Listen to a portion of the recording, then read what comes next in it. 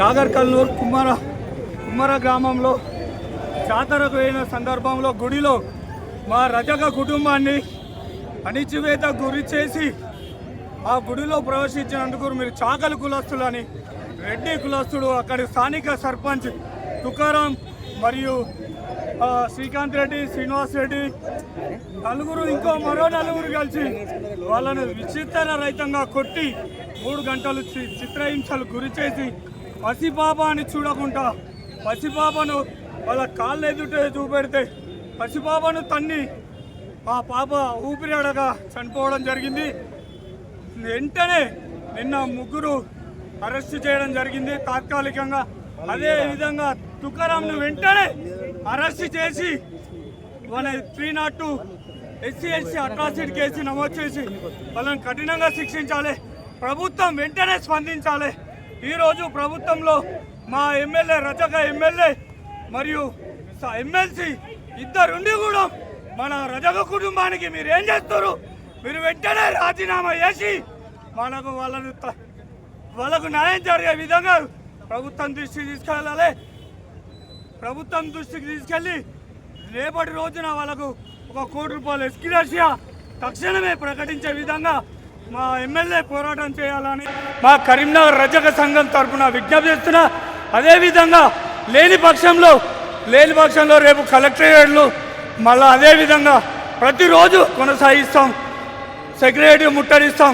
రేవంత్ రెడ్డి పాలనలో ఇంత అరాచకాలు ఉండడం చాలా దురదృష్టకరం.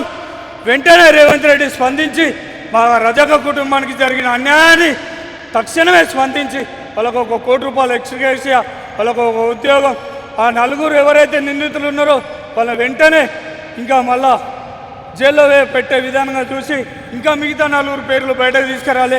వాళ్ళని కూడా తీసుకొచ్చే విధంగా ముందుకు వెళ్ళాలని ప్రభుత్వాన్ని మేము డిమాండ్ చేస్తున్నాం. నా పేరు రాచకొండ నరేష్, కరీంనగర్ రజక సంఘం జిల్లా అధ్యక్షుడు.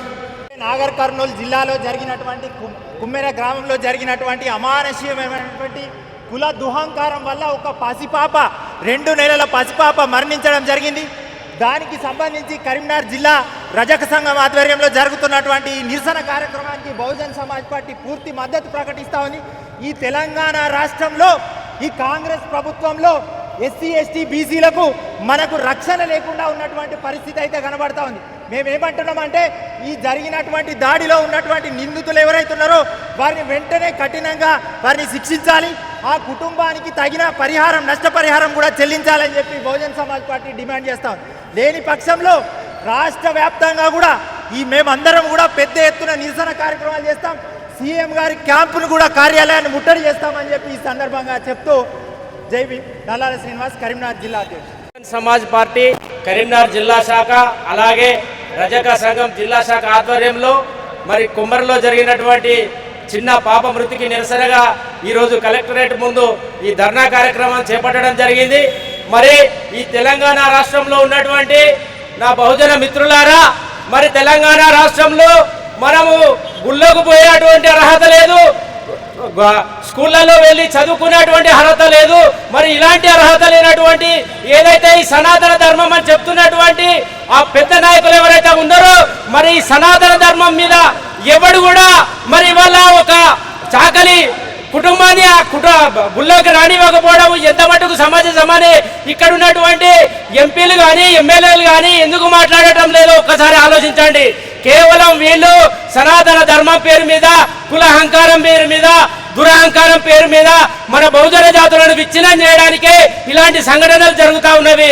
దయచేసి మీరు ఖచ్చితంగా తెలియజేసుకోవాల్సినటువంటి అవసరం ఏమున్నదంటే, ఈరోజు కాంగ్రెస్ ప్రభుత్వము మన బీసీ ఎస్సీ ఎస్టీలకు రక్షణ లేదు కాబట్టి ఈ కాంగ్రెస్ ప్రభుత్వాన్ని గద్దె దించేంత వరకు మనం ఉద్యమం చేయాల్సిందిగా తెలియజేస్తూ, ఈ సంఘటన పైన విచారణ జరిపించి అక్కడ జరిగినటువంటి వాళ్ళకి నష్టపరిహారం చెల్లించి వాళ్ళను దుండగులను కఠినంగా శిక్షించాలని చెప్పి బహుజన్ సమాజ్ పార్టీ తరఫున కరీంనగర్ జిల్లా ఇన్ఛార్జి అక్కి బాలకృష్ణ డిమాండ్ చేస్తా ఉన్నాను.